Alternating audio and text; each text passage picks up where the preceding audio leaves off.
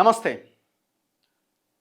తమిళనాడులో ప్రభుత్వాన్ని ఏర్పాటు చేయాల్సిందిగా ఆ రాష్ట్ర గవర్నర్ 108 సీట్లు సాధించిన టీవీకే పార్టీ, ఆ పార్టీ అధినేత విజయ్కి ఆహ్వానం పంపించారు. సో ప్రభుత్వాన్ని టీవీకే పార్టీ ఏర్పాటు చేయబోతున్నది. మరి మ్యాజిక్ ఫిగర్ ఎంత? 118. విజయ్ పార్టీ టీవీకేకి వచ్చిన సీట్లన్నీ 108. ఇంకా ఎంత దూరం గ్యాప్ ఉంది? ఎంత గ్యాప్ ఉన్నది? 10 సీట్ల గ్యాప్ ఉన్నది. మరి మ్యాజిక్ ఫిగర్ చేరుకోకుండా ఒకవేళ ఆహ్వానం పంపినా ఆ మెజారిటీ నిరూపించుకోలేకపోతే చెల్లదు. మరి ఎట్లా?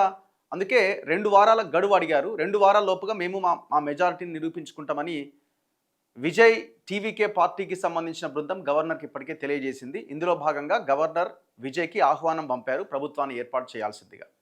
సో ఇప్పుడు నిరూపించుకోవాల్సిన పరిస్థితి విజయ్కి వచ్చింది, విజయ్ పార్టీకి వచ్చింది. 108 స్థానాలు టీవీకే గెలిచింది. 118 మ్యాజిక్ ఫిగర్, మధ్యలో ఉన్న గ్యాప్ 10. మరి 10 ఎట్లా కంప్లీట్ చేయాల్సిన అవసరం ఉన్నది? అయితే జస్ట్ ఇంతకుముందు డెవలప్మెంట్ ఏంటంటే కాంగ్రెస్ పార్టీ విజయ్కి మద్దతుగా నిలబడుతున్నది. మరి కాంగ్రెస్కి మొత్తంగా 10 సీట్లకు పైన రాలే. కాంగ్రెస్కి వచ్చింది, కాంగ్రెస్ గెలిచింది తమిళనాడులో కేవలం 5 సీట్లు మాత్రమే. 108 ప్లస్ 5 113 అవుతుంది. ఇంకా 5 సీట్ల గ్యాప్ ఉన్నది. మరి ఎట్లా సాధ్యమవుద్ది అంటే ఇంకా 5 సీట్లు మిగతా పార్టీలకు సంబంధించి, సిపిఐకి సంబంధించి 2 ఉన్నాయి. వీసీకే అనే పార్టీకి సంబంధించి ఆ రాష్ట్రంలో దళితుల హక్కుల మీద కొట్లాడుతున్న పార్టీ వీసీకే, ఆ వీసీకే పార్టీకి 2 సీట్లు గెలుచుకున్నది.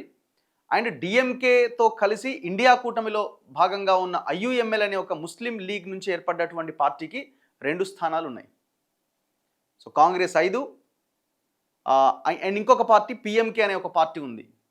సో పిఎంకే అనే పార్టీ వన్యార్ అనేటువంటి ఒక కమ్యూనిటీ కోసం, అక్కడ వాళ్ళ హక్కుల కోసం పనిచేస్తుంది. ఇది ఒక ఎంబీసీ కమ్యూనిటీకి సంబంధించి ఎంబీసీ కమ్యూనిటీ.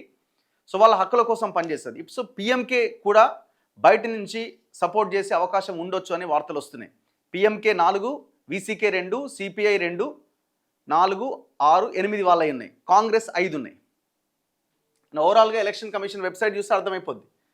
టీవీకే 108, కాంగ్రెస్ 5 ఉంది. ఇప్పుడు కాంగ్రెస్ టీవీకేకి సపోర్ట్ చేస్తుంది. 118 అయింది, 113 అయింది. మిగతా చిన్న పార్టీలు పిఎంకే 4 ఉన్నాయి, ఐయుఎంఎల్ 2 ఉన్నాయి, సిపిఐ 2 ఉన్నాయి.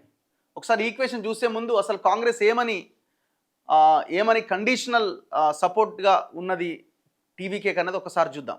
కండిషనల్ సపోర్ట్ చేస్తున్నాము, భవిష్యత్తులో కూడా మేము కలిసి పనిచేస్తాము, కానీ ఒక కండిషన్ అని మాత్రం చెప్పింది. ఏంటి ఆ కండిషన్ ఏంటి?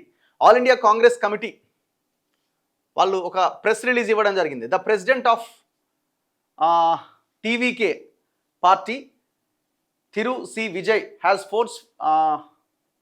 has formally requested the Indian National Congress to extend its support for forming a government in Tamil Nadu. So request చేసి అడగడం జరిగింది. ఎవరు? విజయ్ అడిగారు కాంగ్రెస్ పార్టీని, తమిళనాడులో ప్రభుత్వ ఏర్పాటుకు సహకరించండి అని. The people of Tamil Nadu, especially the youth, have delivered a very clear, strong and overwhelming verdict for a secular, progressive and welfarist government that believes in constitutional principles. They have chosen the TVK led by Mr. Vijay to form the next government. So ప్రజలు చాలా క్లియర్గా, తమిళనాడు ప్రజలు clear mandate ఇచ్చారు.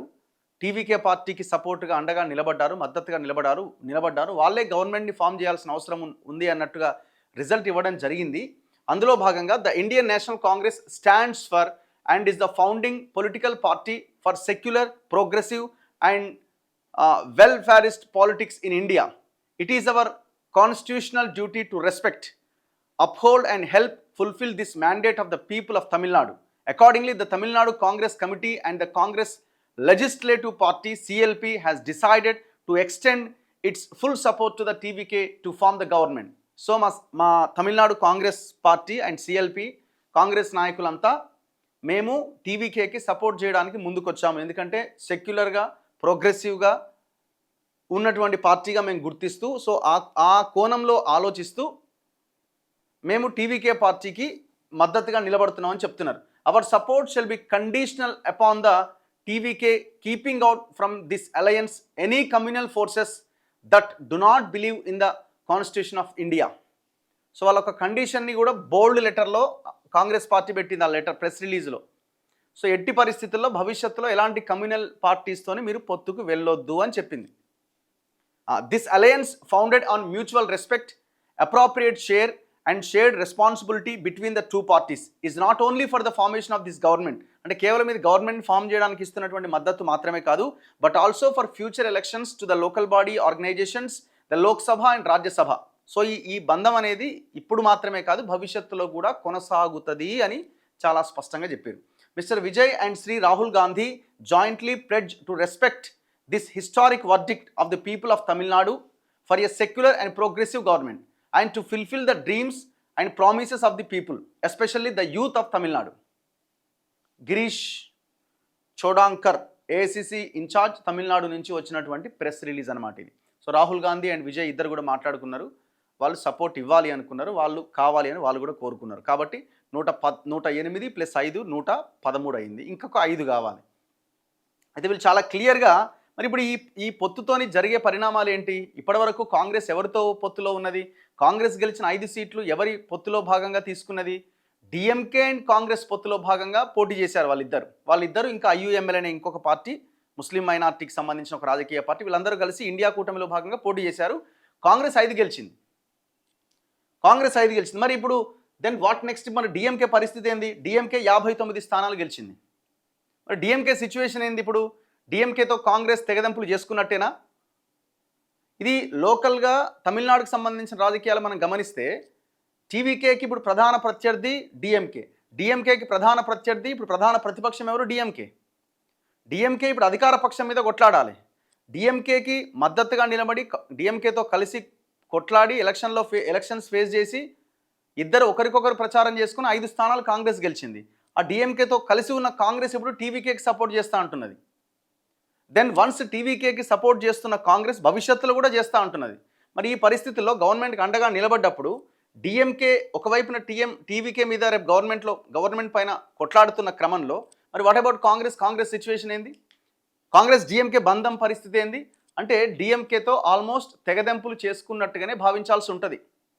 ఏమైనా భవిష్యత్తులో issue based, ideology base war ఏదన్నా వచ్చినప్పుడు అట్లాంటి చర్చలు ఆ డిబేట్స్ వచ్చినప్పుడు ఏమైనా కండిషనల్ సపోర్ట్ ఏమైనా ఉండే అవకాశం ఉండొచ్చేమో, కానీ అదర్వైజ్ లోకల్గా ఇప్పుడు డిఎంకే మళ్ళీ పవర్లోకి రావడానికి ప్రయత్నం చేస్తుంది.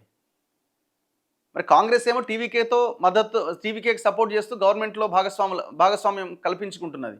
ఒక మంత్రి పదవి కూడా తీసుకునే అవకాశం ఉంది అని అంటున్నారు. మరి అప్పుడు డిఎంకే టీవీకేని అండ్ కాంగ్రెస్ మీద కూడా దాడి చేస్తుంది. అంటే డిఎంకే కాంగ్రెస్ బంధం తెగిపోయినట్టు కిందనే మనం భావించాల్సి ఉంటుంది.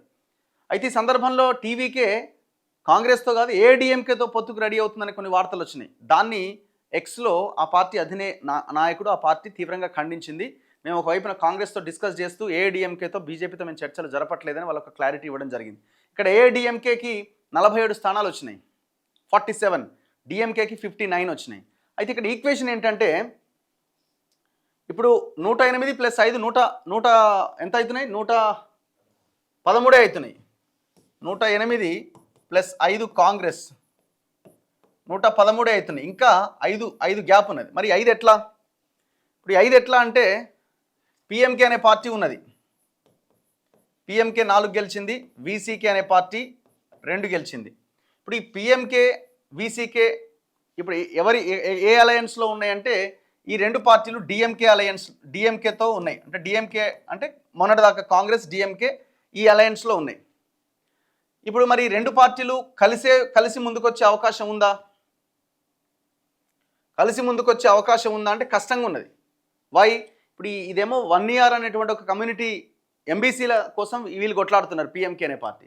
వీసీకేనేమో దళితుల హక్కుల కోసం కొట్లాడుతున్నారు. ఐ థింక్ నేను అనుకోవడం వీసీకే ఒక్కటే ఇండియా కూటమితో ఉన్నది. ఇండియా కూటమితో వీసీకే ఉన్నది. సో పిఎంకే 1 year అనే కమ్యూనిటీ కోసం వాళ్ళు కొట్లాడుతున్నారు. ఇప్పుడు ఈ రెండింటి మధ్య గ్రౌండ్ లెవెల్లో గ్రామీణ నేపథ్యం దీంట్లో చాలా పెద్ద ఎత్తున ఒక ఘర్షణపూరిత వాతావరణం ఉంది ఈ 2 పార్టీల మధ్య. సో రాజకీయంగా, సామాజికంగా, రిజర్వేషన్ల మీద చాలా పెద్ద అంతరం ఉన్నది 2 పార్టీల మధ్య. మరి ఇప్పుడు పిఎంకే సపోర్ట్ చేస్తే, ఒకవేళ పిఎంకే సపోర్ట్ చేస్తే 103 కాస్త 117 అవుతుంది. ఇంకా ఒకటి తగ్గుతుంది. ఇక్కడ మళ్ళీ సిపిఐకి ఒక 2 ఉన్నాయి. సిపిఐకి ఒక 2 ఉన్నాయి, ఐయుఎంఎల్కి ఒక 2 ఉన్నాయి. రైట్. ఇప్పుడు పిఎంకే ఆర్ వీసీకేలో మరి 2 పార్టీలు సపోర్ట్ చేస్తే ఒకటే సపోర్ట్ చేస్తుందా? ఇప్పుడు వీసీకే పార్టీ